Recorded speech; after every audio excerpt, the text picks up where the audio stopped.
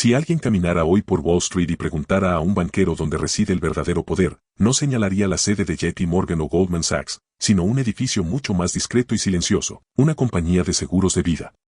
Durante más de un siglo, el negocio de los seguros de vida fue la tortuga dormilona del mundo financiero, dominado por actuarios, tablas de mortalidad y hojas de cálculo. En Historia Líquida nos entusiastan las historias relacionadas con el dinero, economía y finanzas, por lo que tu suscripción, like, share o comentario nos ayuda a llegar a más gente. Ahora sí, te decía. Los clientes pagaban una prima, las aseguradoras compraban bonos gubernamentales seguros y aburridos, y décadas después, devolvían el dinero en forma de beneficio por fallecimiento o anualidad. Era un negocio seguro, predecible y, en apariencia, carente de emoción. Sin embargo, en la última década, todo cambió. Las tortugas fueron capturadas por lobos. Una nueva clase de depredadores financieros, los gigantes del capital privado, se lanzaron a comprar agresivamente compañías de seguros de vida en todo el mundo. No lo hicieron por interés en la esperanza de vida de sus clientes, sino porque descubrieron una falla en la estructura misma de las finanzas modernas. Comprendieron que una compañía de seguros no es solo una aseguradora, sino una gigantesca alcancía semirregulada que puede usarse para sortear el sistema bancario tradicional. Así comenzó la historia de cómo grupos como Apollo Global Management, Blackstone y KKR transformaron el aburrido negocio de los seguros de vida en el motor de alta potencia de la banca en la sombra. Para comprender esta transformación, es necesario retroceder a las secuelas de la crisis financiera de 2008. El mundo financiero cambió radicalmente cuando la Reserva Federal redujo las tasas de interés a cero y las mantuvo allí durante años. Esa política creó una pesadilla para los ahorradores y los fondos de pensiones. Quienes dependían de retornos del 7% se encontraron atrapados en un entorno donde los bancos apenas ofrecían un 0.1%. Este hambre de rendimiento abrió una oportunidad inmensa para las firmas de capital privado, que comenzaron a incursionar en el crédito privado. En lugar de que las empresas pidieran préstamos a bancos, acudían directamente a estas firmas, que prestaban dinero a tasas más altas, del 10% o 12%. Era un negocio rentable, pero con una limitación clara, el capital. Para prestar, se necesitaba dinero, y las firmas debían salir constantemente a buscar inversionistas dispuestos a financiar nuevos fondos. Era una base inestable para un imperio crediticio. Entonces apareció Mark Rowan, cofundador de Apollo Global Management y arquitecto del banco en la sombra moderno. Rowan observó la industria de los seguros y detectó algo que casi nadie más había visto: capital permanente. La diferencia entre un cliente de un fondo de cobertura y un titular de póliza de seguro de vida era crucial. Mientras un inversionista podía retirar su dinero trimestralmente, un titular de anualidad bloqueaba su capital durante décadas y retirarlo implicaba penalizaciones severas. Para los estrategas financieros, esto era el santo grial, un pozo de dinero inmóvil. En 2009, en plena crisis, Apollo fundó Athene, una nueva compañía de seguros con un plan revolucionario. Athene ofrecía anualidades con tasas más altas que las bancarias, del 3% o 4%, atrayendo miles de millones en primas. En tiempos anteriores, una aseguradora habría invertido ese dinero en bonos del Tesoro de Estados Unidos, pero con rendimientos casi nulos, Apollo diseñó un nuevo modelo. Athene canalizaba los miles de millones recolectados hacia Apollo, que los usaba para financiar su negocio de crédito privado, préstamos corporativos riesgosos, compras de empresas de arrendamiento de aviones y financiamiento de adquisiciones. El diferencial era enorme: pagar 3% a los jubilados y cobrar 9% a las empresas.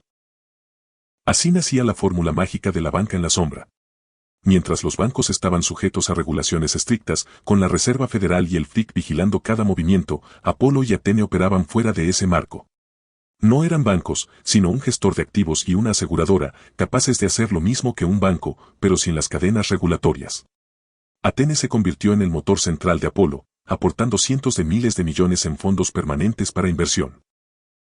El modelo fue tan exitoso que pronto otros gigantes lo replicaron. Blackstone compró la división de seguros de vida de Allstate y creó Everlake, KKR adquirió Global Atlantic y Brookfield se hizo con American National. La industria entera cambió, pero también surgió un conflicto de intereses alarmante. En el modelo tradicional, las aseguradoras eran independientes de los gestores de activos y su deber era proteger al titular de la póliza. En el nuevo modelo, el gestor de activos controla a la aseguradora, eliminando la separación y creando un sistema cerrado donde las firmas de capital privado originan préstamos que sus propias aseguradoras compran. Los críticos advierten que esto genera incentivos perversos: llenar los balances de las aseguradoras con activos riesgosos e ilíquidos, valorados según modelos internos. De esta forma, las compañías pueden decidir cuánto vale su propio riesgo. La consecuencia es que una parte sustancial del sistema de jubilación estadounidense ahora descansa sobre estructuras financieras privadas, opacas y autorreguladas, en lugar de bonos del tesoro respaldados por el gobierno. Los bancos en la sombra defienden el modelo argumentando que ofrecen mejores rendimientos y eficiencia, pero la historia enseña que el rendimiento nunca es gratis, siempre implica riesgo. Al mezclar promesas de seguridad con instrumentos de alto apalancamiento, el sistema financiero está construyendo una estructura frágil sobre cimientos movedizos. El verdadero corazón de este sistema no se encuentra en Nueva York, sino en una pequeña isla del Atlántico, Bermudas. Aunque las pólizas se emiten desde lugares tranquilos como Des Moines o Tepique, la operación real ocurre en ese paraíso regulatorio.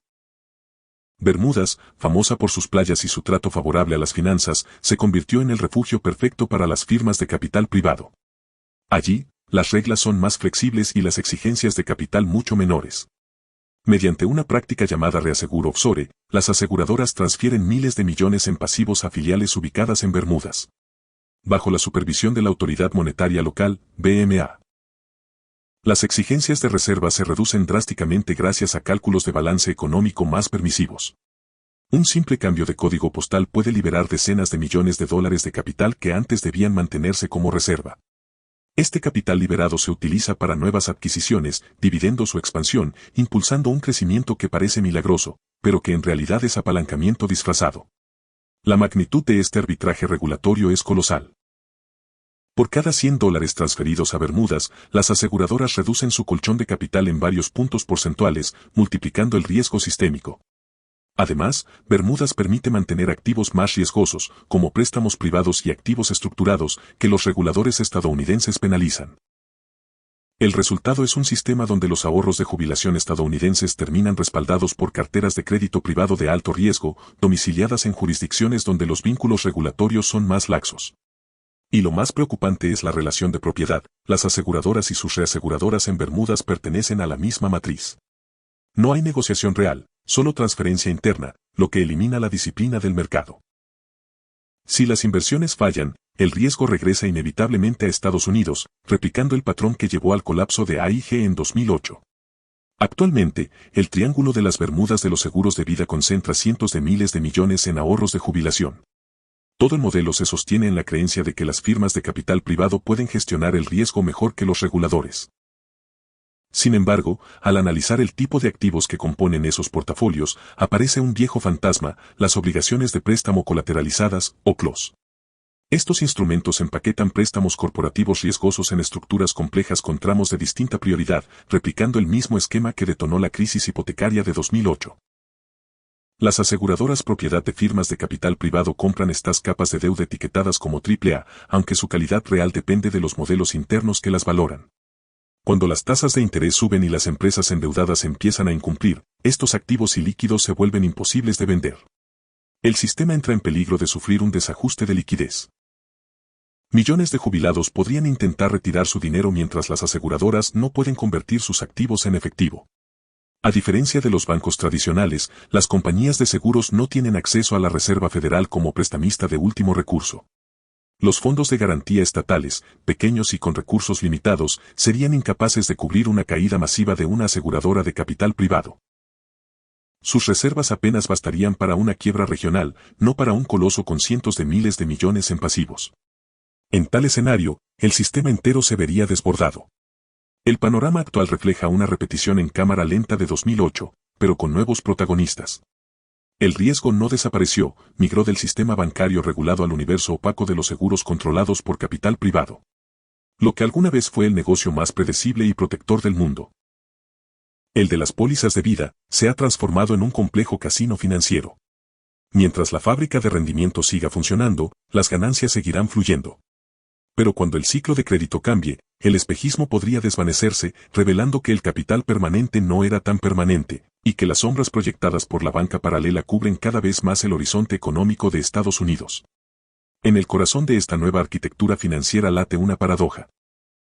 Los instrumentos diseñados para proteger contra la incertidumbre se han convertido en vehículos de riesgo sistémico. Las compañías de seguros, concebidas para amortiguar el impacto de lo imprevisible, ahora alimentan una maquinaria global de apalancamiento donde la seguridad se negocia como un activo más. El propósito original, ofrecer estabilidad a largo plazo, ha sido sustituido por la búsqueda incesante de rentabilidad en un entorno donde cada punto porcentual se persigue sin mirar el costo futuro. La concentración de poder en manos de un puñado de firmas de capital privado redefine no solo la estructura del sistema financiero, sino también la relación entre riesgo y confianza. Durante décadas, el contrato social implícito entre aseguradora y asegurado descansó en la promesa de prudencia. Hoy, ese pacto se sostiene sobre modelos matemáticos que asumen que los mercados nunca se detendrán. El lenguaje de la seguridad ha sido reemplazado por la gramática del rendimiento. Bermuda simboliza más que un paraíso fiscal, representa un punto ciego global. Un espacio donde el riesgo puede ser reempaquetado, disimulado y redistribuido bajo nuevas etiquetas. Allí, las leyes que alguna vez protegieron al consumidor se diluyen entre tecnicismos y ecuaciones que solo unos pocos entienden. El arbitraje regulatorio ha dejado de ser una excepción para convertirse en el modelo dominante del capitalismo financiero contemporáneo. Si el siglo XX fue definido por la expansión del crédito bancario, el XXI lo será por la sofisticación del riesgo. Las aseguradoras, los fondos de inversión y las entidades sombra se han fusionado en un ecosistema donde la frontera entre ahorro y especulación se desdibuja cada día más. La aparente estabilidad del presente descansa sobre capas de deuda estructurada que nadie puede valorar con certeza. Y mientras las luces de Wall Street siguen brillando sobre un sistema que promete rendimientos constantes, las bases sobre las que se apoya ese brillo permanecen enterradas en territorios donde la transparencia no alcanza. Las sombras de la banca paralela se extienden silenciosas, recordando que en las finanzas modernas, el verdadero peligro no siempre proviene del colapso visible, sino del equilibrio frágil que precede al silencio. Y así, la línea entre protección y especulación se ha vuelto casi invisible. Las compañías de seguros de vida, antaño guardianas de la estabilidad, ahora juegan con fuego en los mercados globales. El riesgo ya no se oculta bajo hipotecas. Se disfraza de préstamos corporativos y se almacena en islas donde la supervisión es mínima. El sistema financiero mundial ha encontrado una nueva frontera en la que el poder y la fragilidad coexisten, mientras la seguridad de millones de jubilaciones pende de un hilo cada vez más delgado. No olvides que tu feedback es muy importante para nosotros, porque nos permitirá mejorar nuestras siguientes entregas.